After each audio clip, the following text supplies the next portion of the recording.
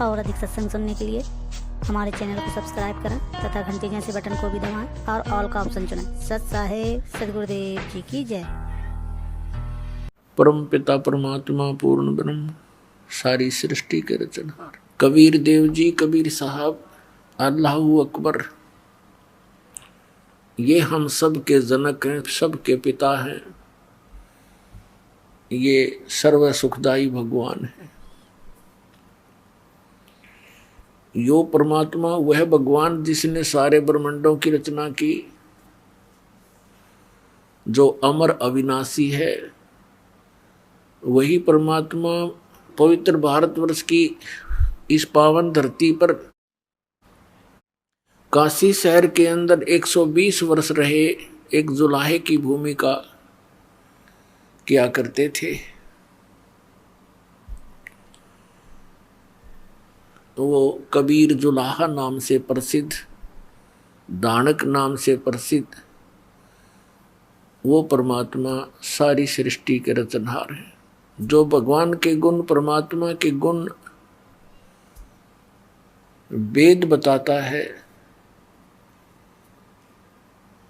वही लीलाएं परमेश्वर ने अपने विधान अनुसार प्रत्येक युग में की हैं। क्या की हैं? गोता मारूं स्वर्ग में, जा बैठूं पाताले, कह कबीर ढूंढता फिरूं अपने हीरे मोती लाले। कबीर परमात्मा जी बता रहे हैं अपनी महिमा कि मैं अपने हीरे मोती लालों को इस संसार रूपी सागर में गोते लगा लगा कर ढूंढ रहा हूं, खोज रहा। कलयुग के अंदर उस परमेश्वर ने कौन कौन से हीरे मोती लाल इकट्ठे किए थे? आदरणीय धर्मदास साहिब जी, आदरणीय मलुकदास साहिब जी, आदरणीय दादू साहिब जी, आदरणीय नानक साहिब जी, आदरणीय गरीबदास साहिब जी, गांव छुड़ानी जिला झज्जर हरियाणा वाले। क्योंकि गरीबदास कई हुए हैं जो संत कहलाए हैं, लेकिन वो इनकम्प्लीट थे, वो काल के ही जाल में थे। तो इसलिए इनका पूरा एड्रेस बताना पड़ता है। आदरणीय गरीबदास साहिब जी, गांव छुड़ानी जिला झज्जर हरियाणा वाले। आदरणीय गीसा दास साहिब जी, गांव खेखड़ा जिला मेरठ उत्तर प्रदेश वाले। ये अपने हीरे लाल परमात्मा ने खोजे, स्वयं ही जाकर के उनसे मिले। कितने दयालु हैं हमारे भगवान। वो हमारे पिता हैं और अपने बच्चों के लिए माता पिता ही कष्ट उठाया करते हैं।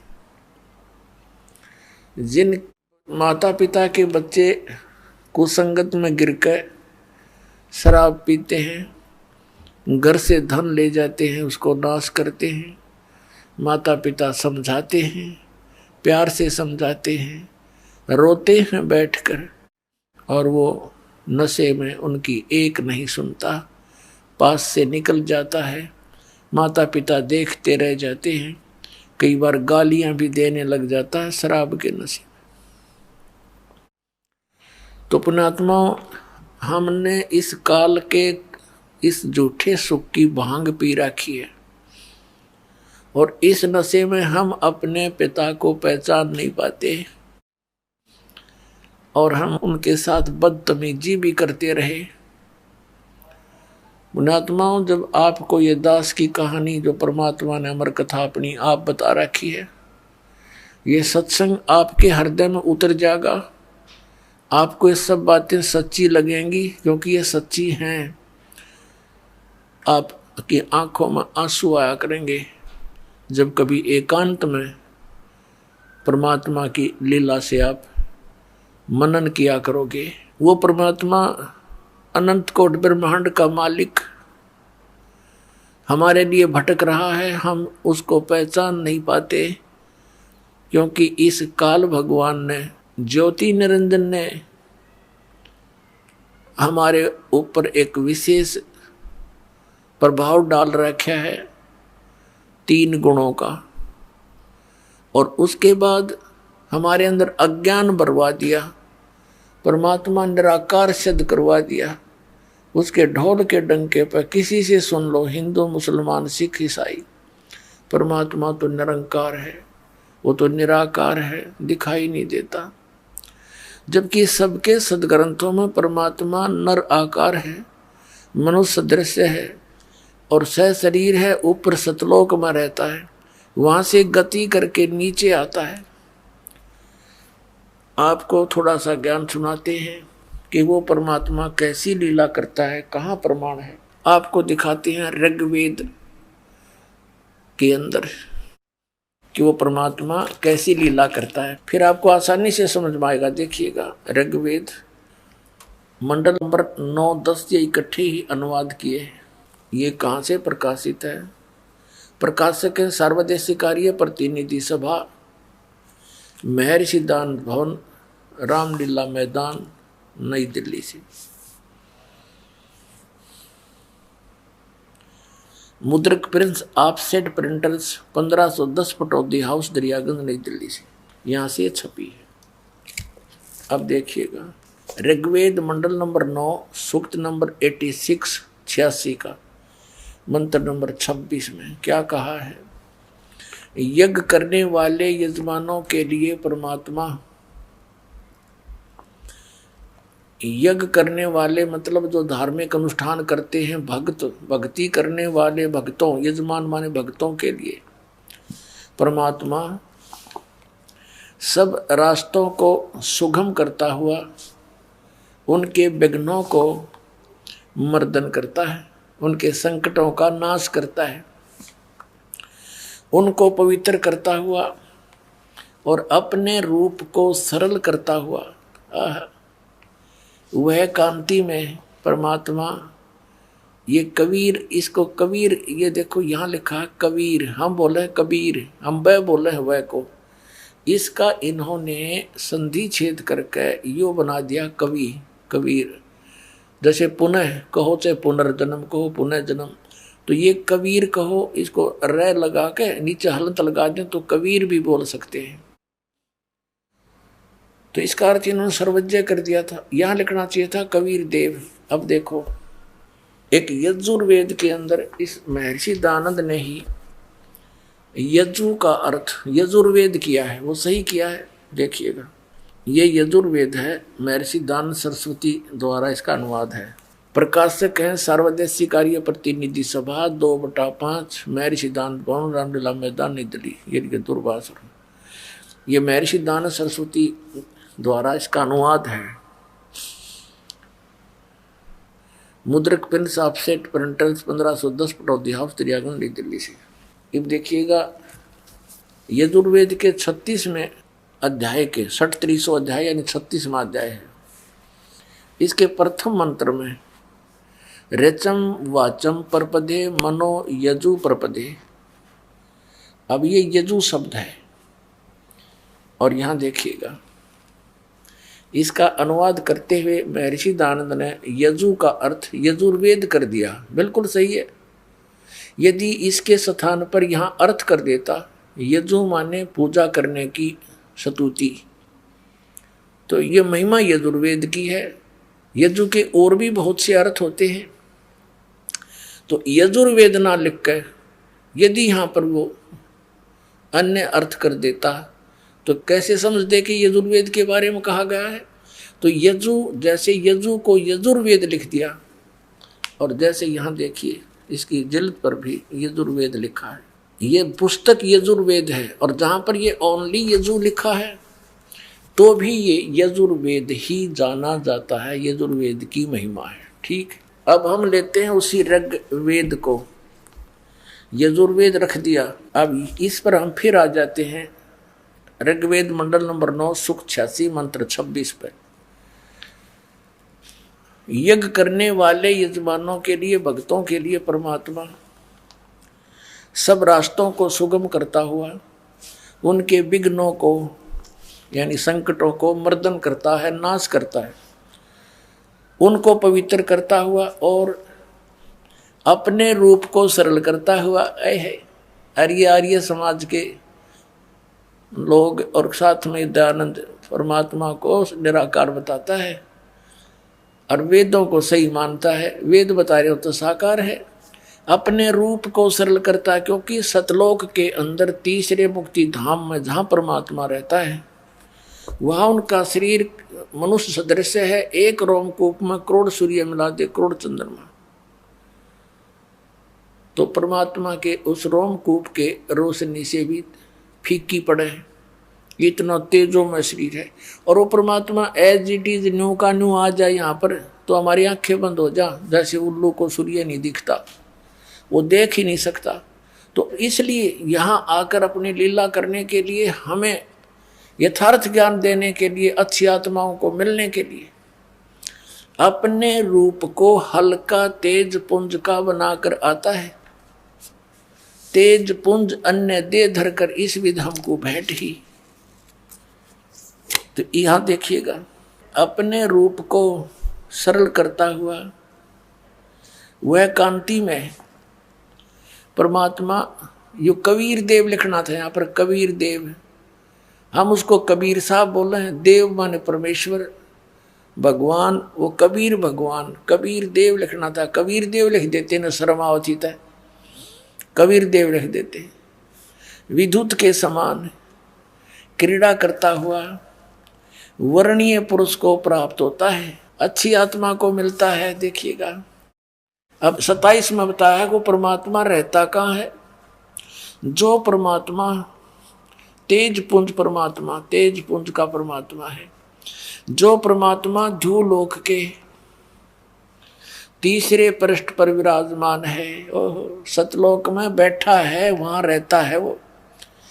अब देखो ऋग्वेद मंडल नंबर 9 और सूक्त 82 में, ऋग्वेद मंडल नंबर 9 और सूक्त 82 का यह मंत्र नंबर 1 है। जो सर्वोत्पादक प्रभु, सबकी उत्पत्ति करने वाला परमेश्वर, प्रकाश रूप है, तेजों में शरीर युक्त है, सद्गुणों की वृष्टि करने वाला, पापों का नाश करने वाला, पाप हरण करने वाला है। वह राजेव, राजा के समान, राजेव, ये देखना, ये हम पढ़ रहे हैं 269 पे, नए नकली फेरने होंगे और कोई सा प्रश्न दिखा दिया होगा। ये 270 देखो, राजा के समान दर्शनीय है, वो देखने जोगा राजा जैसा, यानी मनुष्य दृश्य है वो भगवान। और वह है पृथ्वी आदि लोक लोकांतरों के चारों ओर शब्दमान हो रहा है। वह वर्णीय पुरुष को, अच्छी आत्मा को, जो दृढ़ भक्त है उसको पवित्र करता हुआ प्राप्त होता है। यानी अच्छी आत्मा, दृढ़ भक्त उसको मिलता है। जिस प्रकार विद्युत स्नेह वाले स्थानों को आधार बनाकर प्राप्त होता है। अब देखो स्पष्ट कर दिया, जैसे आकाशीय बिजली, जैसे आकाशीय बिजली ऐसी धातु पर गिरती है जहाँ उसका अट्रैक्शन होता है, और जगह नहीं गिरती वो। जैसे पुराने समय में पहले कांसी धातु के बेले और थाली हुआ करती थी। वर्षा के दिनों में कोई थाली या बेला बाहर रह जाता था घर से आंगन में, हमारी दादी जी कहती थी हमारी माता ताई जी को, काकी जी को, कि वो थाली अंदर रख दो ना तो बिजली गिर जाती है इस कांसी धातु पर। तो यही उदाहरण दिया है वेद में कि वो परमात्मा ऐसे अट्रैक्ट होता है उस पुण्यात्मा पर जो अच्छी आत्मा है, और उन्हीं को मिलता है, क्योंकि वो दृढ़ भक्त होते हैं। जो कह दिया भगवान ने वो टस से मस नहीं होते। जैसे परमात्मा ने इन सभी पुण्यात्माओं को, जिनको वे मिले थे, आदरणीय धर्मदास साहिब जी को, आदरणीय अमलुकदास साहिब जी को, आदरणीय नानक साहिब जी को, आदरणीय दादू साहिब जी को, आदरणीय गरीबदास साहिब जी गांव छुड़ाने जिला ददर हरियाणा वाले को, आदरणीय गीसा दास साहिब जी को, गांव खेकड़ा जिला मेरठ उत्तर प्रदेश वाले। इनसे कहा था, जैसे धर्मदास जी को कहा, वो तो रिटर्न में हमारे पास है, बाकी यह सलाह सभी को दी थी परमात्मा ने कि धर्मदास मेरी लाख दुआई, ये मूल ज्ञान की तबार ना जाई, ये मूल मंत्र, मूल ज्ञान, सार नाम, ये किसी को बताना नहीं, तुम जाप करते रहो। इसी प्रकार आदरणीय नानक साहिब जी से कहा था कि ये मंत्र भी किसी को डिस्क्लोज ना करना, नहीं तो पिछली पीढ़ी हंस नीति रही। तो उन पुण्यात्माओं ने परमात्मा के लिए न्योछावर हो गए वो। जैसे नानक साहिब जी ने सतनाम 2 अक्षर के मंत्र का किसी भी सिख को उसकी आवाज़ नहीं लगने दी, एक बार बोल के अवश्य सुना दिया, प्रमाणित करने के लिए विधि नहीं बताई। मर्दाना ने जब वो जाप करने शुरू किया तो उसको सजा भी मिल गई। इससे भय बन गया पूरे सिख समाज में कि इस नाम का जाप भूल कर नहीं करना। यदि ये गुरु ग्रंथ साहिब में वाणी प्राण सिंह वाली आ जाती तो ये नकली पंथ, राधा स्वामी पंथ, धन धन सतगुरु पंथ या दूसरे पंथ जो पनपे हुए हैं, जैसे ये बालगेश्वर वाला पंथ, अंशादेश वाला, सतपाल वाला और बाकी ये नकलची हैं सारी, आसाराम जैसे और सुधांशु जैसे, ये सारे ये नाम शुरू कर देते। अब नाम से मोक्ष होना, बीज से पौधा बनेगा। अब आम के बीज से आम का पौधा बनेगा, आम का पेड़ बनेगा, बबूल के बीज से बबूल का बनेगा। तो नाम से मोक्ष होना, नाम इनके सब के नकली, तो ये सब यूजलेस है उनकी साधनाएं, अब फेल हो गए सारे। बुद्धिमान समाज है आज बहुत जबरदस्त, जिसने ऐसे आइटम बना लिए, इंटरनेट, कंप्यूटर, ऊपर सैटेलाइट, यहाँ बैठे पता नहीं कहाँ का देख लेते हैं। और जब इनको पता चलेगा कहाँ डरे डोरे हो, ये साइंस कितना काम देगी तुम्हें। अगर 2-3 वर्षा ना हुई तो सब फेल हो जाएंगे। इंटरनेट इनको देखने भी ना रहेगा, टक्कर मारे मारे मरेंगे। और भगवान प्रसन्न रहेगा तो कुछ नहीं होगा, यहाँ भी सुखी और सतलोक में चले जाएंगे। अब कहने का भाव ये है कि हम वो दृढ़ भक्त थे, उन्होंने किसी को नहीं बताया। पूरा सिख समाज उस सतनाम से वंचित है और उस बिना मोक्ष नहीं हो सकता। लेकिन वो दयालु थे, उन्होंने वाणी के पाठ का अपने समय से ही पाठ कराना शुरू कर दिया था, यानी सत्संग शुरू कर दिए थे, भंडारे शुरू करवा दिए थे। ये ग्लूकोज लगा कर चले गए थे महापुरुष, जैसे गरीबदास साहिब जी की वाणी का पाठ शुरू करवा दिया था, फिर गुरु ग्रंथ साहिब बनवा कर उसका पाठ शुरू करवा दिया था परमात्मा ने प्रेरणा करके। तो ये ग्लूकोज लगा कर चले गए। अब सर्जन भेज दिया दास, सारे मंत्र दूंगा और सारे टैबलेट कंप्लीट कोर्स देकर सबको पार कर दूंगा। करेंगे भगवान, दास उनका मजदूर है।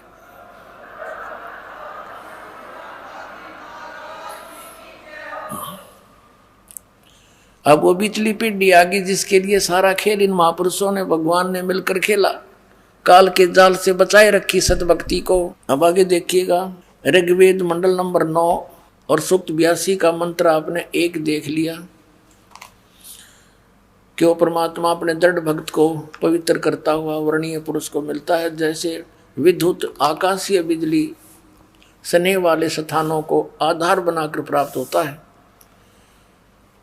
अब नंबर 2 में क्या कहा, किस उद्देश्य से आता है भगवान, पर हे परमात्मा उपदेश करने की इच्छा से आप, यानी तत्व ज्ञान बताने की इच्छा से आप महापुरुषों को प्राप्त होते हो, अच्छी आत्माओं को मिलते हो, और आप अत्यंत गतिशील पदार्थ के समान यानी तीव्रगामी होकर के हमारे आध्यात्मिक यज्ञ को प्राप्त होते हो हैं।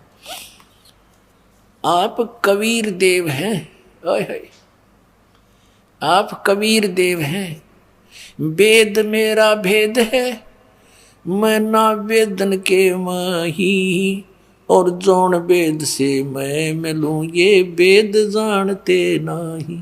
परमेश्वर परम पूज्य कबीर साहब ने कहा था कि धर्मदास ये चारों वेद मेरी ही महिमा का गुणगान करते हैं, लेकिन इनमें वर्णित विधि से मेरी प्राप्ति नहीं हो सकती, और जिस विधि से मेरी प्राप्ति हो सकती है वो वेदों में नहीं, क्योंकि वो परमात्मा स्वयं ही आकर बताता है। वो सूक्ष्म वेद है जो दास को उपलब्ध हुआ और दास ने समझा परमेश्वर कबीर जी गुरु जी की कृपा से।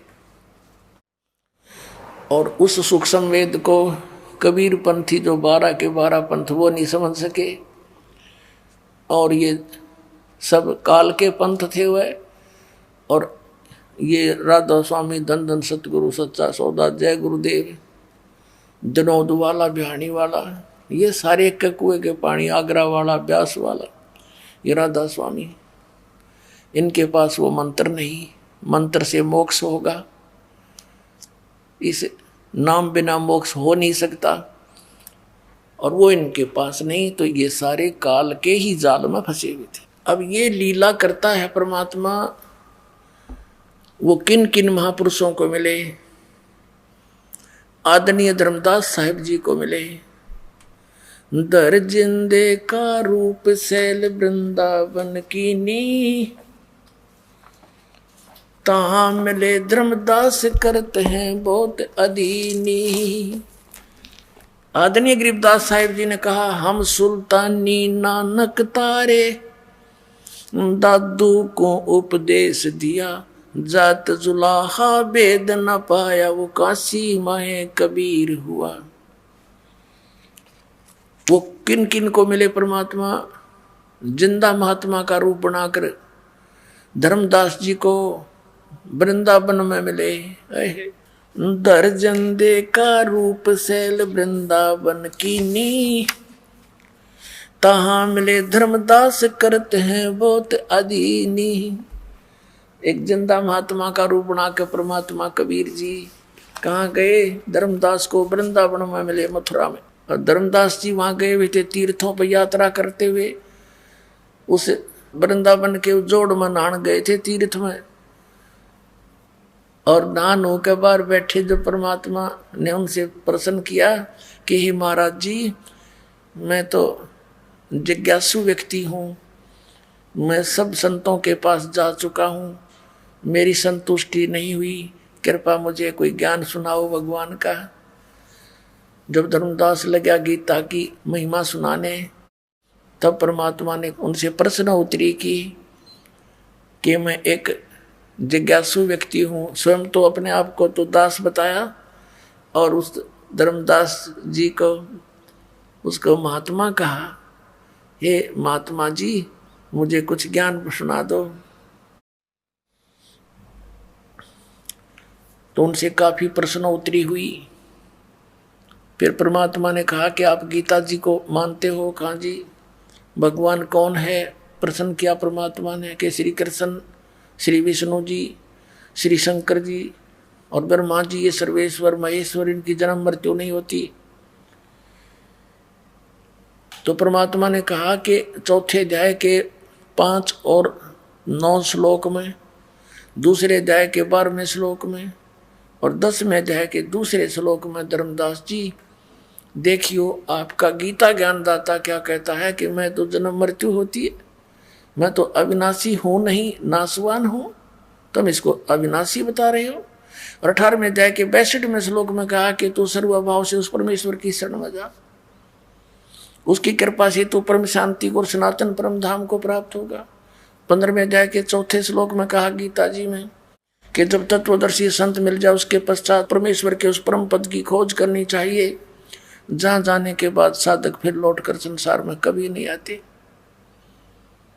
अब धर्मदास का तो सिर घूम गया उस पुण्यात्मा का कि मैं क्या सुन रहा हूं। गीता साथ ही खोल के देखा साथ के साथ। अब कहने का भाव ये है पुण्यात्मा हो, ये इतना रंग चढ़ जाता है। अंत में धर्मदास कहने लगा कि तू मुसलमान है, क्योंकि बाबा जिंदा के रूप में उन्होंने अपना एक वेशभूषा होती है जिंदा महात्माओं की, एक ओवर कोट सा पहनते हैं, घुटनों तो तले तले का काला, ऊपर काला ही टॉप होता है, एक कच्छा पहनते हैं, अंडरवियर काला ही। तो धर्मदास जी ने टोंट कस दिया कि तू मुसलमान जाति का है, इसलिए हमारे देवताओं की तू बेइज्जती करता है, मैं तेरी बात सुनना पसंद नहीं करता। अब यूं कहते ही परमात्मा अंतर ध्यान हो गए और धर्मदास जी की बंदगी सामने से आदमी अंतर ध्यान हो जाए ना दिखे एकदम तो आप हार्ट अटैक होना हो गया, उसका हार्ट अटैक हो गया। क्यों था कौन ये भी समझ गया, फिर सोचा कोई सिद्ध पुरुष होगा, फिर शांति से जब सोचा कि ये कुछ भी था लेकिन ज्ञान इसका 16 अन्य था, सारी साची कह था और मैंने तो जानबूझकर बकवाद करके और इस अनमोल ज्ञान से मैं वंचित रह गया। बड़ा चिंतित हुआ, सारी रात करवट लेता रहा। अगले दिन फिर उसने सोचा अब क्या की भक्ति करूं, जिसकी भक्ति कर रहा था वो तो नासवान है और भी काफी चर्चा हुई थी। तो उसने सुबह तालाब में भी नहीं नहाया, वो स्नान नहीं किया और पहले दिन जो चर्चा हुई थी उसमें बहुत सी गलत बातें धर्मदास ने बोल दी थी कि हम जीव हिंसा नहीं करते, तुम मुसलमान हो, तुम मांस खाते हो और तुम हमारे देवताओं के बारे में ऐसा बोलते हो। ऐसी ऐसी बकवाद गढ़ दी थी, बहुत सी बातें बोल दी थी। सुबह उसने धर्मदास जी ने ना स्नान किया उस सरोवर में, मथुरा वाले में, अपनी रोटी बनाई और सोचा खा के चालू करने। अब सुबह उठा, लकड़ी जलाई, चूल्हे में खाना बनाने लगा, सब्जी सब्जी पकाई। एक मोटी लकड़ी लगा रखी थी, वह बीच में थोथी थी। सहयोगी लकड़ी लगा करके उसमें अग्नि लगा कर खाना बना रहा था। खाना बनाते बनाते कुछ सूर्य उदय सा हो गया, रोशनी सी हो गई, साफ दिखाई दे रहा था सब कुछ। रोटी बनाते बनाते लकड़ी जलती जलती बिल्कुल चूल्हे के पास उसका एंड आ गया, अंतिम सिरा आ गया उस लकड़ी का, जो मोटी लकड़ी थी। उसमें क्या देखा कि चींटियां अपने अंडे मुख में लेकर बाहर निकलने की चेष्टा कर रही हैं, लेकिन बाहर के हिस्से पर उस पे तरल पदार्थ उबल रहा था। जैसे गिल्ली लकड़ी हो थोड़ी बहुत, तो पीछे से उसमें तरल पदार्थ एक पानी सा उबल रहा होता है। बाहर निकलने की चेष्टा कर रही हैं तो उस तरल पदार्थ जो उबल रहा था उसके ऊपर गिर गिर के चटक चटक होकर जल रही है। अब धर्मदास एक बार हक्का भक्का रह गया कि आज तो मैंने जुल्म कर दिया, इतनी ढेर सारी चींटियां फूंक डाली इस लकड़ी में, तो बहुत इतनी लंबी थी और जलती जलती आज निकट आ गई है भगवान, आज तो करोड़ों चींटी मर गई। रोएर बड़ा दुखी हो गया। तो उसने उसी से मैं अग्नि बुझा दी, जितनी रोटी बनी थी बन गई। अब उसने सोचा कि इसका प्रायश्चित करूं, आज मैं भूखा रहूंगा और इस भोजन को किसी साधु संत को खिला दूं। अब परमात्मा कहते हैं सो छल सीधर मैं करूं अपने जन के काज। अगले दिन परमात्मा ने क्या किया, एक हिंदू साधु का रूप बना के और एक वृक्ष के नीचे बैठ के धर्मदास जी वो थाली में डाल के सारी सब्जी चला संत की खोज में। सामने देखा एक संत बैठा है, वहां जाकर के रख के थाली और कहा महाराज जी भोजन पा लो। परमात्मा बोले धर्मदास रख दे भाई, भूख लगी है। धर्मदास जी ने सोचा भाई कोई जानकार सा दिखा है, सोचा मैं भंडारे करता रहता हूं, ये महात्मा गया होगा कभी। अब रख दी थाली। परमात्मा ने एक लोटा रखा था जल का, जल लिया उसमें से थोड़ा सा और एक मंत्र सा बुदबुदाया और छींटे मार दिए उस पूरी बनी बनाई रोटी और सब्जी के थाली में रखी के। देखते ही देखते क्या हुआ कि सारे भोजन की चींटी बन गई, अंडे मुंह में लेकर और थाली से बाहर निकलने की चेष्टा करते हैं, सारी थाली काली होगी चींटियों से। तो परमात्मा उसी जिंदा महात्मा के रूप में बदल लिया रूप परमात्मा ने और कहा रे धर्मदास कल क्या कह रहे थे आप कि हम मुसलमान तो जीव हिंसा करते हैं और तुम जीव हिंसा नहीं करते। जब धर्मदास ने देखा ये तो काल वाला महाराज जी है, चरणों में पड़ गए, ये भगवान मैंने माफ कर दो, मैं पापी आत्मा दाता, मैंने गलती कर दी। परमात्मा ने कहा तेरे से तो कसाई भी अच्छा, तेरे एक के दिन में इतनी मार दी, इतने जीव हिंसा कर दी। दर्जन दे का रूप शैल वृंदावन कीनी, तहाँ मिले धर्मदास करते हैं बहुत अदीनी। बहुरंगी बरियाम कामनी कामी सोई, दर सतगुरु का रूप धनी उतरे हैं लोई। गरीबदास जी कह रहे हैं कि बहुरंगी वरियाम, बहुत प्रकार के रूप बनाने वाला परमात्मा, और निकामी सोई यानी केवल निस्वार्थ भाव से हमारे लिए यहाँ आते हैं। और धर सतगुरु का रूप धनी उतरे हैं लोई। धनी सबके मालिक, सबके स्वामी, वो एक सतगुरु का रूप धर के, रूप बना के और यहाँ नीचे आए हैं। बहुरंगी बरियाम कामनी कामी सोई, दर सतगुरु का रूप धनी उतरे हैं लोई। उतरे हैं, चल कर आए सतलोक से। और वही वेद बताते हैं कि वो परमात्मा वहां से गति करके आता है। अच्छी आत्माओं को मिलता है जो दृढ़ भक्त होते हैं और उनको उपदेश देने के लिए आते हैं। और वही ये महापुरुष बताते हैं कि वो किस उद्देश्य से हमें मिले थे, कैसा ज्ञान दिया उन्होंने। तो who is God, Kabir is God, clear concept हो जाता है इनसे। पुण्यात्माओं, आज से लगभग 600 वर्ष पहले आदरणीय परम पूज्य कबीर परमेश्वर जी ने आदरणीय धर्मदास साहिब जी से कहा था। जब धर्मदास जी ने पूछा कि हे भगवान, हम तो नीच हैं दाता, आप कितने दयालु हो, हमने आपके साथ कैसा जुल्म किया, धोखा किया, आपको छोड़कर हम इस काल को चाहने लगे, जिस कारण से हम यहाँ आ गए। हमारे को तो दाता जो सजा मिल रही है ये बहुत कम है, गधे कुत्ते सुअर बन के यहाँ रोग कष्ट हम भोग रहे हैं। मनुष्य जीवन में भी कोई सुखी नहीं। हमने जो अपराध किया है उसके प्रतिफल में यह सजा बहुत कम है। फिर भी परमात्मा आप दयालु हो। हे परमेश्वर, आप कहते हो कि मैं कलयुग के अंदर फिर आऊंगा। इसी कलयुग में जो बीच की पीढ़ी होगी, अब तो बहुत ही अच्छा समय है, अब ही आपकी कोई मानने को तैयार नहीं। और आगे चल के परमात्मा कब आप दया करोगे इन पे, अपनी प्यारी आत्माओं पर। आगे जाकर तो कलयुग में कहते हैं बहुत बुरा हाल हो जाता है। इतिहास में लिखा है, सदग्रंथों में लिखा है कि लोग सभी कृतघ्नी हो जाएंगे, भगवान की भक्ति करना छोड़ देंगे, सब मांसाहारी हो जाएंगे, दुराचारी हो जाएंगे, और कहीं भी पंचायतों में और कोर्टों में न्याय नहीं रहेगा। तो हे प्रभु, फिर कब दया करोगे? फिर तो कोई सुनेगा नहीं आपकी। तब परमेश्वर ने कहा था, धर्मदास, कलयुग बीते 5500 पाचा, और तब ये वचन मेरा होगा साचा। कौन सा वचन? कि हम ही चलकर कलयुग में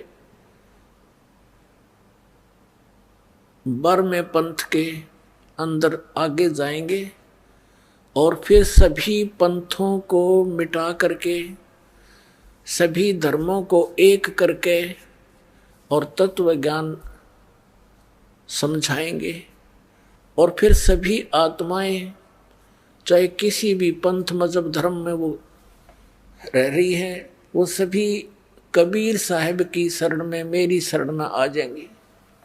पूरे विश्व में मेरा ही नाम, मेरा ही ज्ञान रहेगा और सभी ये पंथ ये फेल हो जाएंगे। तब धर्मदास उनके मुंह की तरफ देख रहा है, भगवान, आप जो आज बोल रहे हो दाता, ये कब होगा ये ऐसा? तब उन्होंने कहा कि जब कलयुग बीते 5500 पाचा, तब ये वचन मेरा होगा सच्चा जो आज बोल रहा हूं। 600 वर्ष पहले परमात्मा ने जो बात कही थी, वो क्या कहा था कि पूरे विश्व में एक ही ज्ञान रहेगा और एक ही भगवान रहेगा, कबीर। और सभी प्राणी प्यार से भक्ति करा करेंगे, सब बुराई कपट चातुरी छोड़ देंगे और नेक नीति से रहा करेंगे। उनको इतना ज्ञान करा दूंगा धर्मदास कि वो किसी की सुई भी नहीं उठा सकते। चोरी करना और भयंकर डाके डालना तो बहुत दूर की बात है।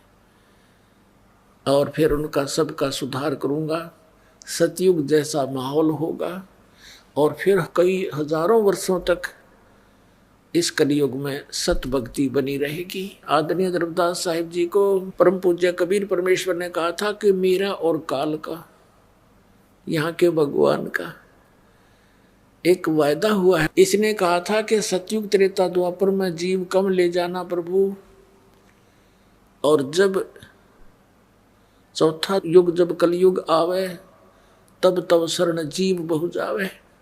ऐसा वचन हर मोय दीजे, तब संसार गवन तुम कीजे। हे भगवान ऐसा वरदान मुझे दे जाओ, वर दे दो, वचन दे दो कि सतयुग त्रेता द्वापर में जीव ना ले जाना और कलयुग में कितने जीव ले जाना। तब परमात्मा ने तथास्तु कर दिया, ठीक है।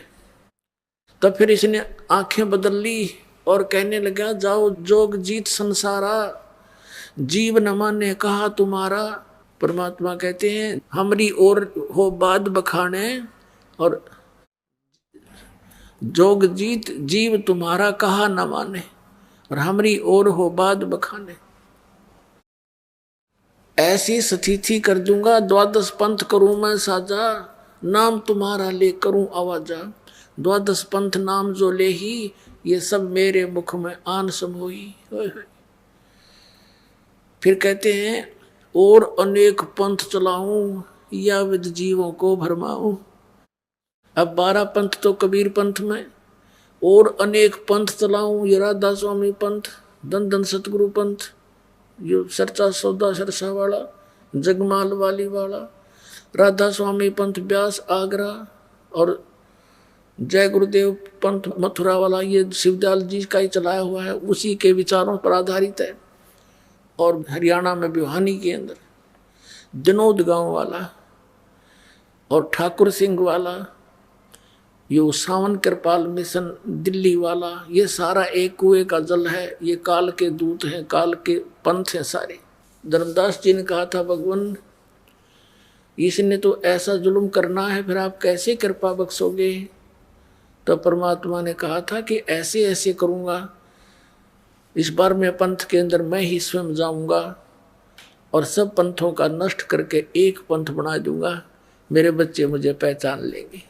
आपको दिखाते हैं पवित्र कबीर सागर के अंदर 600 वर्ष पहले लिपिबद्ध की गई परमेश्वर की भविष्यवाणी, यानी आदेश। भविष्यवाणी तो होती है ठक्करबाजी, और ये परमात्मा का आदेश वचन, जिसके वचन से सारे ब्रह्मांड चल रहे हैं, उनका वचन था ये 600 वर्ष पहले। क्या था ये देखिएगा। ये कबीर सागर है, संपूर्ण 11 भाग, खेमरा श्री कृष्णदास प्रकाशन मुंबई।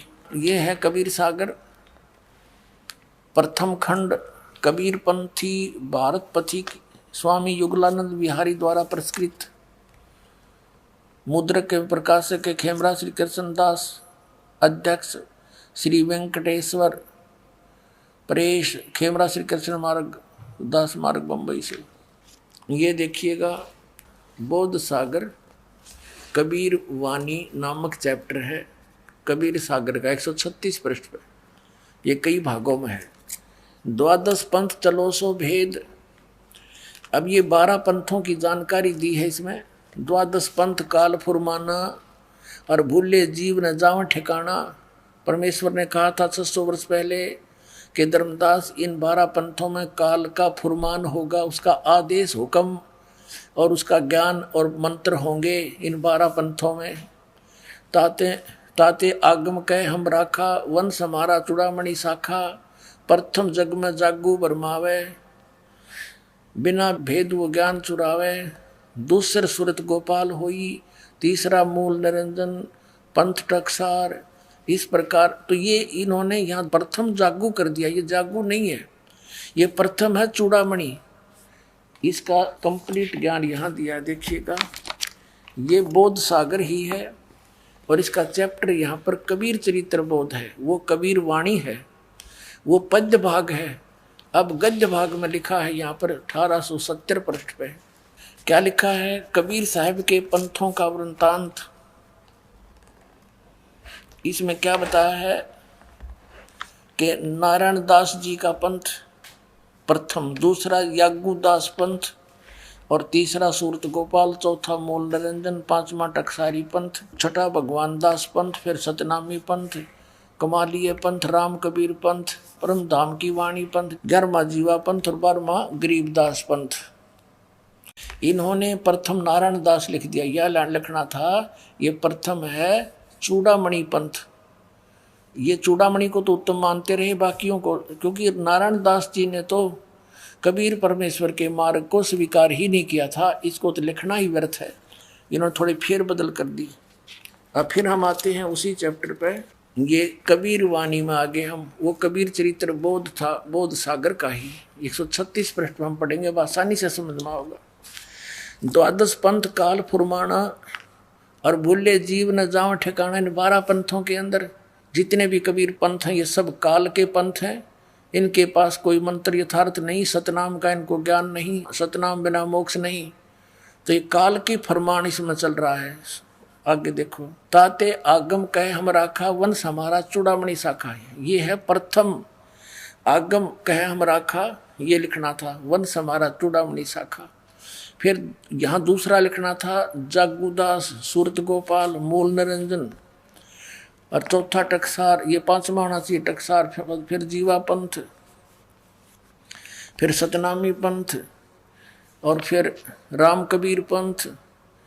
अब ये परम धाम की वाणी पंथ। अभी इन्होंने 10वें तक ते लिख दिया, आगे आगे फैस होगी इनकी, भूल गए आगे। अब देखो ये साखी, अब यहाँ लिखा है 11वां है यो परम धाम की वाणी। अब ये है, यहाँ से शुरू होता 12वां, ये 11वां, ये 12वां। साखी भाव पर यहाँ से लिखना, संवत 1775 होई, तादन प्रेम प्रगटे जग सोई। कहते हैं कि इसमें लिखा परमात्मा ने कि संवत 1775, ये 74 है, गलती से 75 मिसप्रिंट हो गया है। आदरणीय गरीबदास साहिब जी, गांव छुड़ानी, जिला झज्जर, हरियाणा के अंदर। उनका जन्म संवत 1774 सन 1717 में हुआ था। ये गलती से मिसप्रिंट है। और इसमें ये कहा है कि गरीबदास का जो पंथ होगा, गरीबदास जी को भेजूंगा मैं, परमात्मा ने भेजा, लेकिन आगे चल के काल प्रवेश कर जाता है इन पंथों में। तो गरीबदास के द्वारा मेरी वाणी दोबारा उजागर होएगी, प्रकट होएगी, क्योंकि कबीर सागर में, कबीर पंथ में काल घुस गए। ये काल के दूत आगे 12 के 12। गरीबदास जी तो परमात्मा के भेजे हुए हंस थे, लेकिन आगे चल के इसमें सब काल के दूत हो गए। कबीर परमेश्वर की वाणी है, उसमें फेर बदल कर दिया उन्होंने, काल के दूतों ने, किसी भी कारण से, चाहे वो ना समझ के। तो उसकी पूर्ति करने के लिए आदरणीय गरीबदास साहिब जी के द्वारा अपनी महिमा की वाणी परमेश्वर में पुनः प्रकट करवाई सन 1727 में। जो 10 वर्ष के जब गरीबदास जी हुए तो परमेश्वर सतलोक से चलकर आए थे, बाबा जिंदा का रूप बना के। जैसे आदरणीय नानक साहिब जी को मिले, आदरणीय धर्मदास साहिब जी को मिले, ऐसे ही आदरणीय गरीबदास साहिब जी को मिले।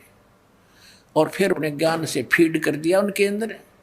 उन्होंने फिर महिमा की वाणी दोबारा प्रकट की, जो आज दास आपको सुनाता रहता है, जिसमें बहुत गूढ़ रहस्य है। अब देखिएगा, संवत 1775 हुई, ये 74 है। तादिन प्रेम प्रगटे जग सोई, आज्ञा रहे ब्रह्म बोध लावे, कोली चमार सबके घर खावे। यानी गरीबदास जी ने छुआछात को बहुत कम किया था।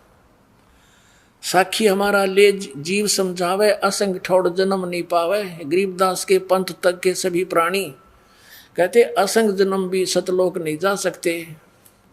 बर में पंथ प्रगट हुआ बाणी। गरीबदास जी के द्वारा जो 12वां पंथ चलेगा गरीबदास का, उसके द्वारा मेरी महिमा की वाणी प्रगट होगी। ये हव है नहीं, बार में पंथ प्रगट हव वाणी, और शब्द हमारे का निर्णय ठानी। अस्थिर घर का मरम नहीं पावे, ये 12 पंथ हम ही को ध्यावे। यानी गरीबदास के पंथ तक भी किसी को सतलोक का ज्ञान नहीं हो सकता, क्योंकि परमात्मा ने कहा था धर्मदास मोरी लाख दुहाई, ये सार शब्द की तबार ना जाई।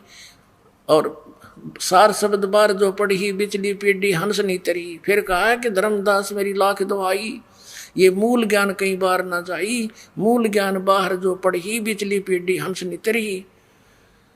और मूल ज्ञान को, इस तत्व ज्ञान को तब तक छुपाई जब तक ये सभी पंथ ना मिट जाई। तो अब तक इसको छुपा के रखना था। आगे देखो, 12वें पंथ प्रगट हो बाणी, शब्द हमारे की निर्णय ठानी। अस्थिर घर का यानी स्थाई स्थान सतलोक का वो मरम ना पावे, ये 12 पंथ हम ही को ध्यावे। फिर कहते हैं 12 पंथ हम ही चलावे चल करावे। गरीबदास के पंथ में आगे चलकर कहते हम ही चल कर आएंगे, और सब पंथ मिटा एक ही पंथ चलावे। बोलो सतगुरुदेव।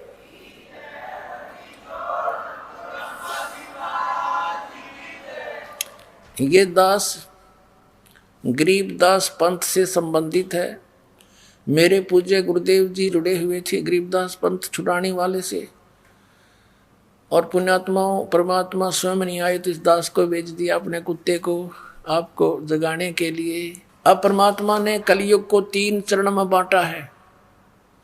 प्रथम चरण जब परमात्मा स्वयं आए थे, जब मगर से सह शरीर चले गए थे लाखों व्यक्तियों की उपस्थिति में, और अब ये बिचली पीढ़ी मध्य का चरण है, द्वितीय चरण बिचली पीढ़ी, और एक अंत।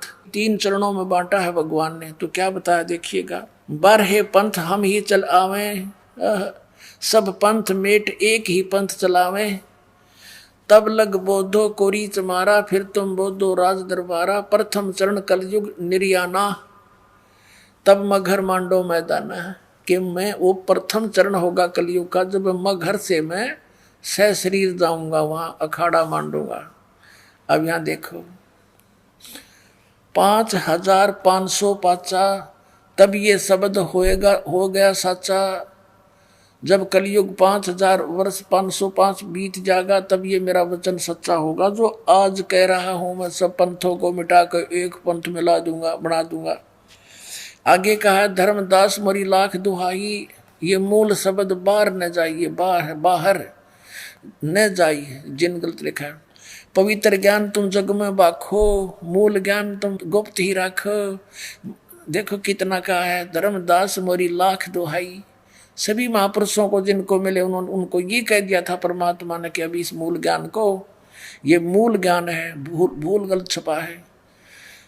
तुम मेरी लाख दुहाई, ये मूल ज्ञान की दबार न जाई, किसी को बताइयो मत अभी ये, नहीं तो काल के दूता का हाथ लग गया, मेरे बच्चे मुझे पहचान नहीं सकेंगे, और ऐसे ये काल का दाव लगा रह जाएगा। तो पुण्यात्मा इसी आधार से आदरणीय नानक साहिब जी ने इस सतनाम का और सार नाम का किसी सिख को भेद भी नहीं दिया, उच्चारण करके सुना दिया ताकि आगे प्रमाण रहे कि मैं ये नाम जाप करता था।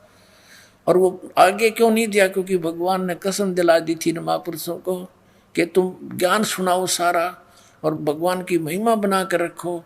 इनको सिद्धियां दे दी थी भगवान ने, इन्होंने बहुत बड़े चमत्कार भी किए कि भगवान की सती थी हमारे हृदय में कायम रही आज तक, ताकि भगवान की चाह हमें बनी रहे।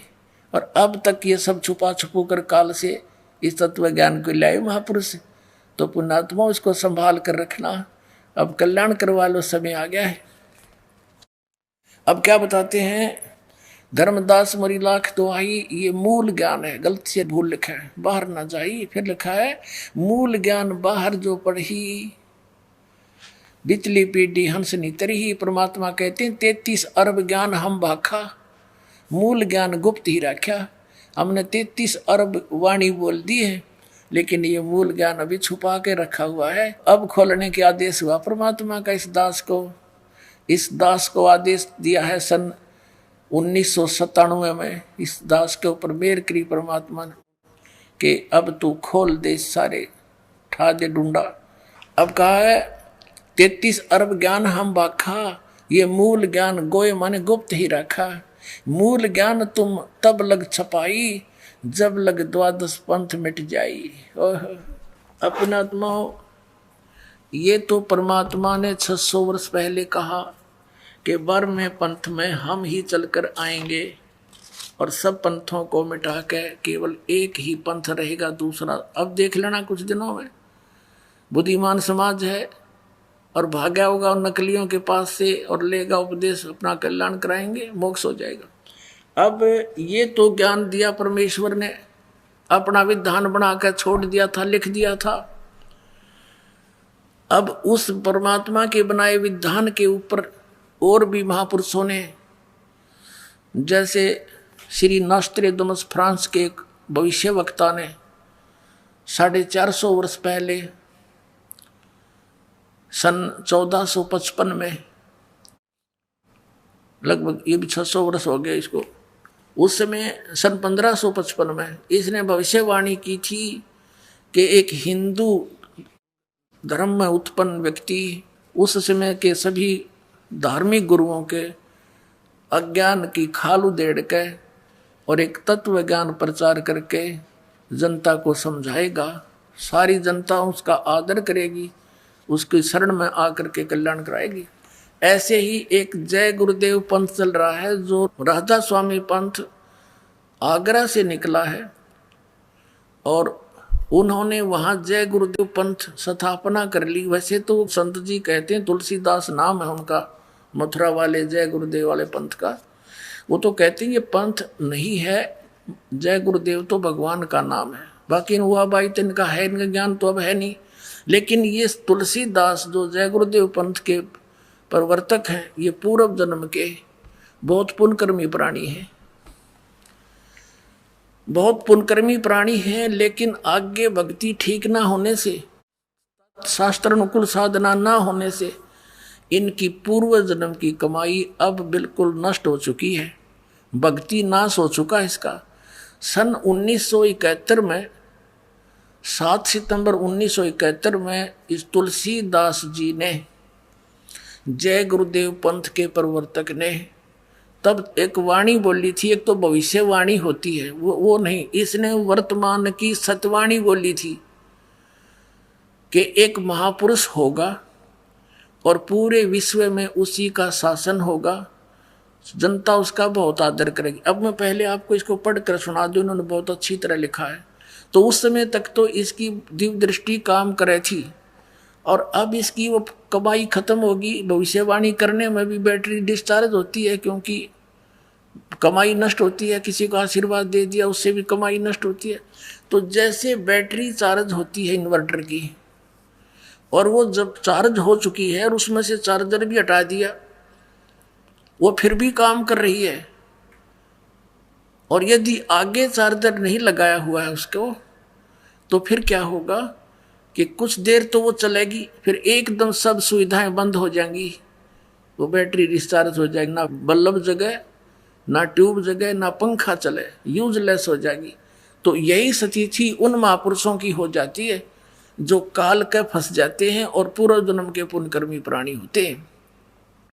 ये उनका दुरुपयोग करता है, परमात्मा के बच्चों को मिसगाइड करवाता है, उनकी कमाई नाश करवाता है, उनके सिर पे भार रख देता है, उनको भी दोषी बनाकर नरक में ठोक देता है और उसके द्वारा बहुत सारे जीवों को भ्रमित करके अपने जाल में फंसा कर रखता है। यही स्थिति थी इन जय गुरुदेव पंथ के प्रवर्तक की, यही स्थिति थी शिवदयाल जी की जो राधा स्वामी पंथ के प्रवर्तक थे, और यही स्थिति थी इन अन्य धर्म गुरुओं की है जो वर्तमान में शास्त्र विदिता कर मनमाना आचरण कर और करवा रही है। ये समझ लेना। ये देखिएगा जय गुरुदेव की अमरवाणी, एक पुस्तक है जय गुरुदेव की अमरवाणी भाग 2, ये मथुरा में है ये पंथ इनका। ये है ये तुलसीदास जी, ये देखो ये पहला संत है राधा स्वामी ब्रांच में जिसने अपने साथ में दास शब्द लगाया है, नहीं तो कोई ताराचंद और कोई संग और कोई शिवदयाल सिंह हैं, तो ये महान आत्मा थे, नम्रता थी इनमें, लेकिन ये फंस गए उस नकली के शिवदयाल के, राधा स्वामी पंथ के प्रमुख रागरा वाले के, उस अज्ञानी को परम धनी जानकर ये अपना जीवन नष्ट कर दिया। वो स्वयं भूत बना हुआ है, शिवदयाल जी बुक्की में बोल रहा है, वह हुक्का पी रहा है, रोटी खा रहा है, फिर बुक्की में भूतों की तरह ब्रह्म माटी अपनी करवा ली, करोड़ों जीवों को और काल के जाल में ठोक गया। अब इसने क्या कहा, बाबा जय गुरुदेव, बाबा जय गुरुदेव जी महाराज, इसके हाथ भी गल गए हैं, इसके पैर भी गले पड़े हैं, बहुत बुरा हाल हो गया इसका, क्योंकि बैटरी डिस्चार्ज होगी, पुण्य खत्म हुए। प्रकाशक इस पुस्तक के जय गुरुदेव की अमर वाणी शाकाहारी सदाचारी बाल संघ से संकलित, प्रकाशक हैं दिव्या शर्मा, 88 साकेत कॉलोनी, मथुरा, उत्तर प्रदेश। मुद्रक है अर्जेंट प्रिंटर्स, पुराना बस स्टैंड, मथुरा। इसके हम पहले 59 पृष्ठ को आपके रूबरू करते हैं। ये देखिए, ये 59 पृष्ठ है। यहाँ पर इसने शाकाहारी पत्रिका में छपा है, ये 28 अगस्त 1971 में इन्होंने ये स्टेटमेंट दी है, महापुरुष का जन्म भारतवर्ष के एक छोटे से गांव में हो चुका है और वह व्यक्ति मानव इतिहास का सबसे महत्वपूर्ण व्यक्ति बनेगा। उसे जनता का इतना बड़ा समर्थन प्राप्त होगा कि आज तक किसी को नहीं मिला है। वह महापुरुष नए सिरे से विधान को बनाएगा और वह विश्व के संपूर्ण देशों पर लागू होगा। उसका एक झंडा होगा, उसकी एक भाषा होगी। ये शाकाहारी पत्रिका में 28 अगस्त 1971 में इसने ये वचन बोले। पुण्यात्माओं, 28 अगस्त 1971 को इस जय गुरुदेव पंथ के प्रवर्तक श्री तुलसीदास जी ने ये कहा, तो लोगों ने इनसे पूछना प्रारंभ कर दिया कि हे महाराज जी, वो जन्म हो चुका है उस महापुरुष का, तो कहाँ है वो, हमें बता दो, बताओ तो श्री। तो इसने फिर 7 सितंबर 1971 को फिर स्टेटमेंट दी है। ये पृष्ठ नंबर 50 पर लिपिबद्ध है, देखिएगा, इसी पुस्तक के 50 नंबर पृष्ठ पे। शाकाहारी पत्रिका 7 सितंबर 1971 को इसने क्या कहा कि वो 20 वर्ष का हो चुका है। ये देखिएगा, वह अवतार जिसका 28 अगस्त 1971 को इसने वर्णन किया है, जिक्र किया, वह अवतार जिसकी लोग प्रतीक्षा कर रहे हैं 20 वर्ष का हो चुका है। यदि उसका पता बता दूं तो लोग उसके पीछे पड़ जाएंगे। अभी ऊपर से आदेश बताने के लिए नहीं हो रहा है, मैं समय का इंतजार कर रहा हूँ और सभी महात्माओं ने समय का इंतजार किया है। समय आते ही सबको सब कुछ मालूम हो जाएगा। पुण्यात्माओं, 8 सितंबर 1951 को इस रामपाल दास का जन्म हुआ, गांव धनाना और जिला उस में रोहतक था, अब सोनीपत, हरियाणा के अंदर, भारतवर्ष में। और 7 सितंबर 1971 को ये दास पूरा 20 वर्ष का हो चुका था। 8 सितंबर को 21वां वर्ष शुरू हो जाता है। अब इसने 7 सितंबर 1971 को भविष्यवाणी की है कि वो 20 वर्ष का हो चुका है, वह अवतार जिसकी लोग प्रतीक्षा कर रहे हैं 20 वर्ष का हो चुका है। यदि उसका पता बता दूं तो लोग पीछे पड़ जाएंगे। अपने आत्माओं, ये तो है उनकी, या भविष्यवाणी भी नहीं कह सकते, इन्हें तो साची साच बता दी। उस समय इसकी दिव्य दृष्टि काम करे थी और परमात्मा ने इसको भेज रखा है, क्योंकि ये सभी आत्माएं भगवान कबीर साहिब के बच्चे हैं और जिनमें आज तक भी थोड़ी बहुत भक्ति की चाह और शक्ति उपलब्ध है। तो ये वो प्राणी हैं जो कभी पहले कलयुग में, जैसे अब वर्तमान में ये सच्चा मार्ग चला है, इसमें विचलित हो जाएंगे 2, 4, 5 वर्ष में। तो उनके इस मंत्र से इतनी कमाई इकट्ठी हो जाएगी, पूछो मत। स्वर्ग में देवता भी बनेंगे और ब्रह्मलोक में भी रहेंगे और फिर अन्य युगों में भी अच्छी राजपद प्राप्त कर लेंगे और फिर भी कुछ भक्ति शेष रह जाएगी, उसका नाश ये कलयुग में करा होगा। अब ये वही आत्माएं हैं परमात्मा की, इनको भेजा तेने था कि तू बता दिए उस टाइम से जब सारा काम ठीक हो ले, कति कंडम कर दिया काल नहीं हो।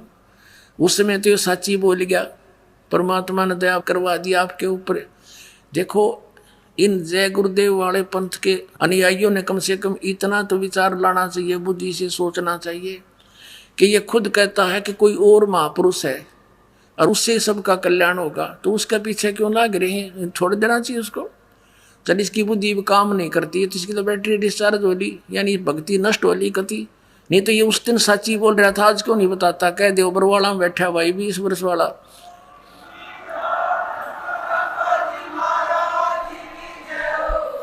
और जाओ लेकर उपदेश कल्याण करा लो। इसका भी बाहर मिटे, सिर पर धर दिया लाखों व्यक्तियों को अपने पीछे ला करके। अपने आत्माओं, ये तो ऐसी बात है, ये ना बताते तो भी ये तो होना ही है। जैसे कोई खगोल भगोल का ज्ञाता और ये बता दे कि परसों सूर्य उदय 6:40 पर होगा, वो ना बताता तो भी उसी से भी होना ही होना था, क्योंकि परमात्मा ने विधान बना रखा है। तो ऐसे ही परमात्मा ने 600 वर्ष पहले कबीर जी ने, पूज्य कबीर परमेश्वर जी ने ये कह दिया था कि जब 5505 वर्ष बीत जाएंगे धर्मदास, तब ये मेरी बात सच्ची होंगी जो आज कह रहा हूँ। और तब तक तो कोई पढ़ेगा इस मेरी वाणी ने, न सोचेगा तो व्यर्थ की बातें हैं। वो कब आओगा वो समय, ये हो ही नहीं सकता। कलयुग तो कति भट्ठा बैठ गया, मानवता का नाश होने लग रहा है। अब परमात्मा क्या नहीं कर सकता? सतगुरु जो चाहे सो कर ही, 14 कोट दूत तुम डर ही, दूत भूत तुम तरा से मारे, और चित्रगुप्त के कागज फाड़े। तो ये काल के कागज फाड़ देगा। अब सबसे पहले ये प्रमाणित करते हैं कि वर्तमान में कलयुग कितना बीत चुका है। एक ये पुस्तक है, ये शंकराचार्यों की लिखी हुई पुस्तक है, ज्योतिर्मय ज्योतिर्मठ इसका नाम है। और ये जगत गुरु शंकराचार्य स्वरूपानंद सरस्वती जी महाराज हैं, ये इसके संरक्षक हैं। ये ज्योतिष पीठ, द्वारका शारदा पीठ आदि 2 मठों के ये प्रबंधक हैं, मठाधीश हैं।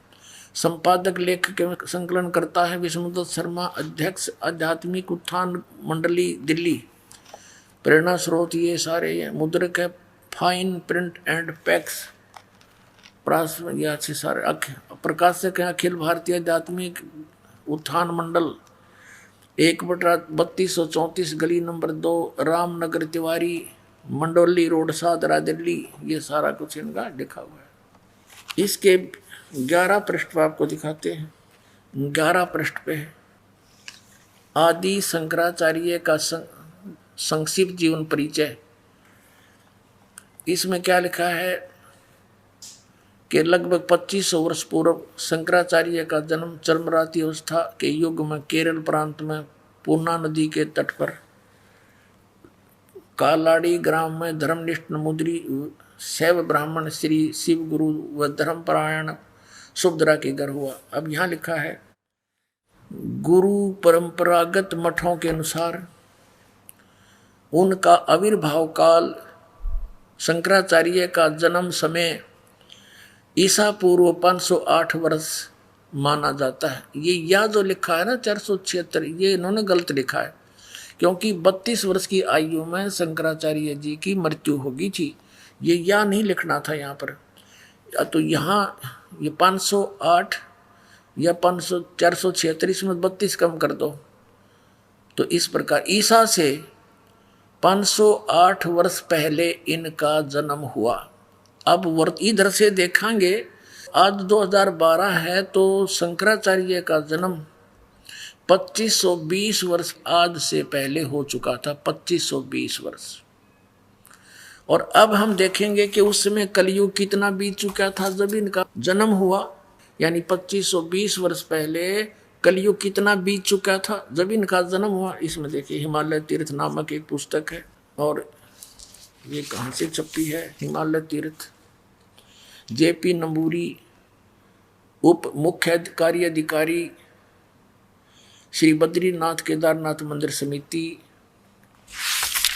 और ये इनका सारा डिटेल दे रखा है। हिमालय तीर्थ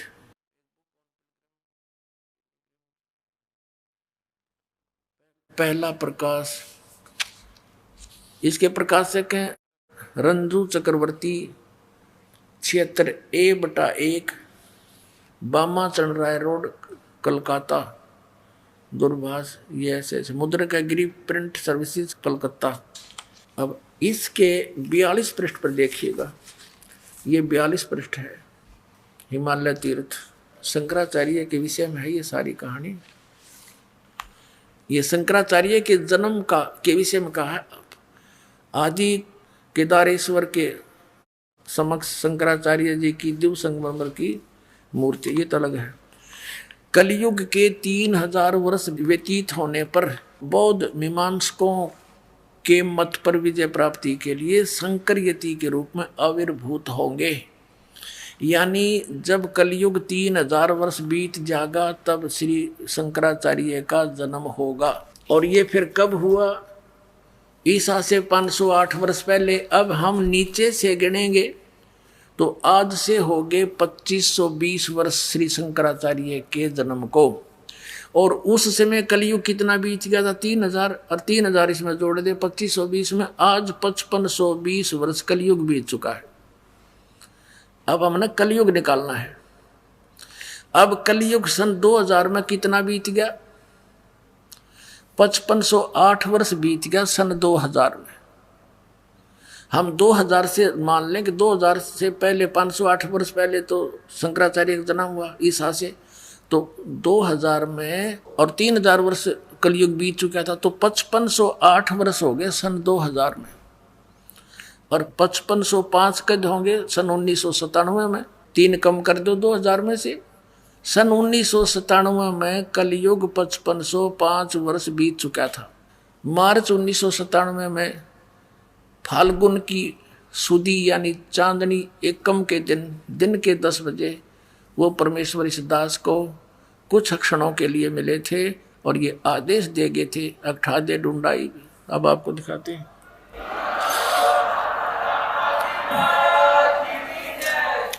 ये नो ना सोचो पुणात्माओं, यो दास ने यो तो रहस्य भी देखा, महीना हुआ है। और ये पुस्तक एक पहले दास ने लिखी है, आध्यात्मिक ज्ञान गंगा। इसको 2008 या 9 में लिखी थी हमने, ये 2009 में। और उसी से मैं लिख रखा था क्योंकि परमात्मा ने कहा था जो मैं तुझे मिला हूँ इसको भी कुछ दिन रहस्य रखना। 1997 में कहा था, फिर बेशक तो क्लियर कर देना। अब देखना 2005 में ही दास लिख दिया था। एक पुस्तक लिखी थी भक्ति और भगवान सन 2005 में। तो इस दास ने उसमें भी वर्णन कर रखा है 2005 में। और अब इसमें आपको स्पष्ट होगा, देखिएगा। आध्यात्मिक ज्ञान गंगा पुस्तक आपके कर कमलों में है और देखना इसके 538 पृष्ठ पे। ये है 538 पृष्ठ यथार्थ कबीर पंथ परिचय के। यहाँ आ जाइए। मुझ दास को यानी रामपाल दास को परमेश्वर कबीर साहिब जी संवत 2054 फाल्गुन मास की शुक्ल पक्ष एकम मार्च 1997 के दिन के 10 बजे मिले तथा सार शब्द की वास्तविकता तथा संगत को दान करने का सही समय का संकेत देकर अंतर्ध्यान हो गए तथा मुझे अगले आदेश तक रहस्य युक्त रखने का आदेश दिया था। बोलो सतगुरुदेव।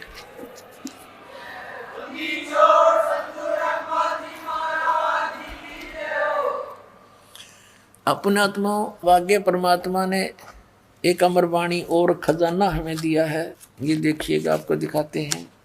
सौषम वेद, ये कबीर सागर आपको फिर दिखाते हैं। संपूर्ण 11 भाग परमात्मा की अमरवाणी है। इसके अंदर कबीर जी की बोली हुई ये समसम वेद बोध नामक एक चैप्टर है, बोध सागर का ही है।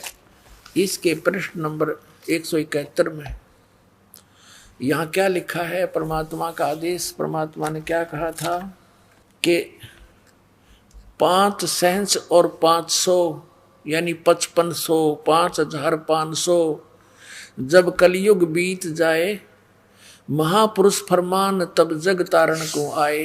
होय होय। ये दास भेज दिया परमात्मा ने कि एक महापुरुष आएगा, पूरे संसार को तारेगा, उसका कल्याण करेगा जब 5500 वर्ष कलयुग बीत जाएगा। ये कबीर साहब के वचन है, ये यहाँ से प्रारंभ किया जाता ना, ये यहाँ से है, ये सत कबीर वचन है, ये सत कबीर वचन है। 170 से प्रारंभ है, हम 171 पर पढ़ रहे हैं। परमात्मा के वचन चल रहे हैं कबीर जी के। अब क्या बताया है कि 5 सेंस और 500 यानी 5500 जब कलयुग बीत जाए, महापुरुष फरमान जग तारण को आए, हिंदू तुर्क आदिक। अब देखो परमात्मा की वाणी कितनी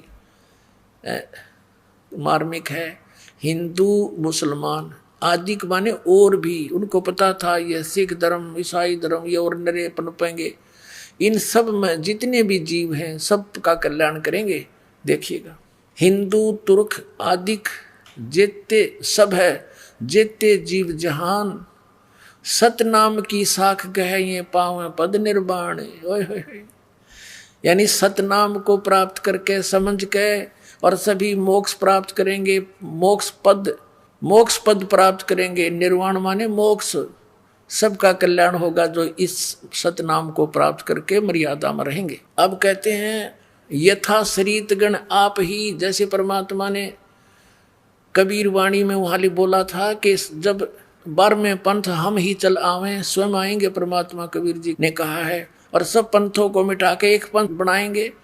अब इस दास को इस योग्य समझा होगा, अपने कुत्ते को, अपनी पुण्यात्माओं को जगाने के लिए परमात्मा से दास ने अर्ज करी होगी, भगवान आपके साथ तो बहुत बुरा करते हैं, इस दास को भेज दो।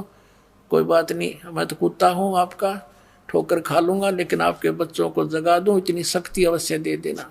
तो उन्होंने दया करके इस दास को भेज रखा। देखिएगा, अब कहते हैं 12वें पंथ हम ही चलावें, सभी पंथों को मिटा के एक पंथ में लावें। उसी का यह प्रमाण है कि वो सभी कैसे इकट्ठे होंगे, सच्चाई से परिचित होकर सभी पंथ और सभी ऐसे मिल जाएंगे जैसे यथा शरीत गण आप ही मिले सिंधु में धाये, और सत सुकृत के मध्य तिमी सभी पंथ समाये। क्या बताया है कि जैसे सरिता दरियाएं, सरितगण बहुत सारी दरियाएं, नदी अपने आप ही समुद्र में शीघ्रता के साथ मिल जाती हैं, वो रुक नहीं सकती। ऐसे उस सत्सुकृत पंथ में, उस श्रेष्ठ पंथ में जो दास ने चलाया है, उसमें ऐसे सारे मिलकर ऐसे समा जाएंगी जैसे सरिता दरियाएं समुद्र में जाके स्पीडते मिल जाती, उनको कोई रोक नहीं सकता। देखिएगा, कहते हैं यथा सरितगण, जैसे दरियाएं आप ही मिले सिंधु में धाये, वेग के साथ तीव्रता से, और सत्सुकृत के मध्य, सत्सुकृत माने उस अच्छे सच्चे पंथ में, मध्य तिमी माने उसी प्रकार जैसे सरितगण मिल जाएंगे, सभी पंथ समावें, वो सारे पंथ ने इकट्ठे हो जाएंगे उसमें। जब लग पूर्ण होए नहीं ठीके को तिथिवार, और कपट चातुरी तब लग यू सब संवेद निर्धारे। परमात्मा ने कहा कि धर्मदास, जब लग वो 5500 वर्ष कलयुग नहीं बीतेगा, यो ठीक का समय धर दिया, ठीक धर दी मैंने कि उस समय यू काम करूंगा मैं। यो ठीक माने होता है निर्धारित समय करना, क्योंकि ये बहुत पुराने शब्द हैं और वर्तमान के बच्चे तो इनसे अपरिचित हैं। यदि और 10, 20 वर्ष, 50 वर्ष लेट हो जाती है तो इन शब्द ग्रंथों की इस भाषा को कुछ समझनिया नहीं मिलता, क्योंकि दास का जन्म 60 वर्ष पहले हुआ था, जब सारी देसी लैंग्वेज थी अपनी, और वही इनमें विद्यमान है। तो ये दास ने अच्छी तरह पता है।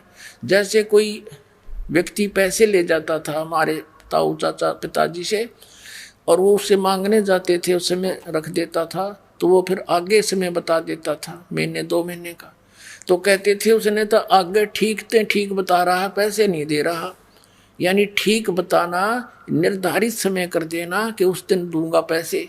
तो ऐसे ही ये बता रहे हैं कि जब तक मेरा यूँ ठीक वाला समय नहीं आवेगा, तब तक तो ये मेरी सबसंवेद, ये सबसंवेद चैप्टर में लिखी गई है कबीर वाणी में, कि सबसंवेद सबको निराधार महसूस होगा कि वो कह रखा अब तक कुछ नहीं हो लिया और कलयुग बढ़ता ही जा रहा है।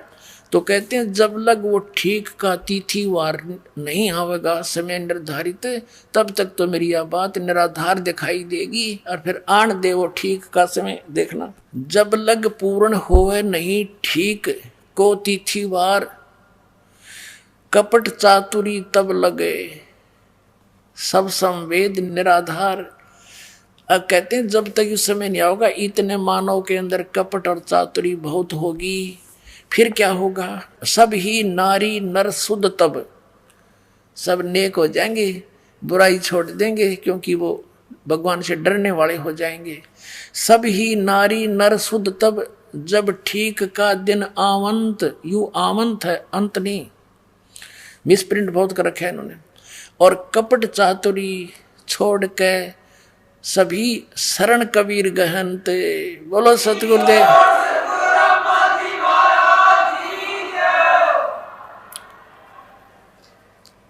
600 साल परमात्मा ने पहले बोला था कि जब वो 5500 वर्ष बीत जाएगा कलयुग, तब पूरे के पूरे सभी नर नारी कति आत्मा निर्मल होएगी और कबीर साहब की शरण में आवेंगे। ये मालिक का वचन है, ये टल नहीं सकता। ये देखिए, सब ही नारी नर शुद्ध तब, और जब ठीक का दिन आवंत, कपट चातुरी छोड़ के ये शरण कबीर गहनते। सब चतुरता छोड़ के, कपट छोड़ के मेरी शरण में आओगे। परमात्मा ने कहा था एक अनेक हो गए और पुनः अनेक हो एक। अब नाना पंथ बन गए, नारे नारे धर्म बना दिए परमात्मा के बच्चों के। कहते ये सभी एक से अनेक हो गए, ये पुनः फिर एक होंगे उस टाइम। एक अनेक हव गए, पुनः अनेक हो एक। और हंस चले सतलोक को, सब सतनाम की टेक। ओए होए पुण्यात्माओं, अभी तक ये नकली पंथा वाले ने राधा स्वामी वाले ठेका ले रहे हैं सतलोक का। इनका सतनाम समझ में नहीं आया क्या है।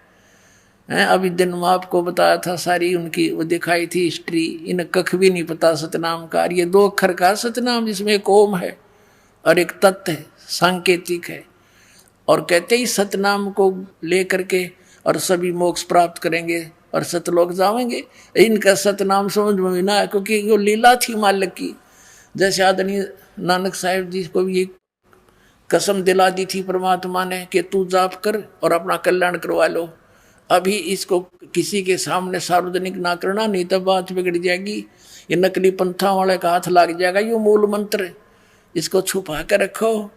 और उन्होंने दृढ़ता से पालन किया उनकी आज्ञा का। किसी भी सिख समाज में उसको प्रवेश नहीं होने दिया, कहीं नकलिया का हाथ ना लग जाता। आज बैठा देते, अधिकारी ये थे नहीं, और ये नाम ये भी देते पाते। कैसे बिनता दिखाते आज दास साहब को। ये महापुरुषों की एक महानता है आपके ऊपर, परम कल्याण उन्होंने इसको गुप्त रखा। बोलो सतगुरुदेव।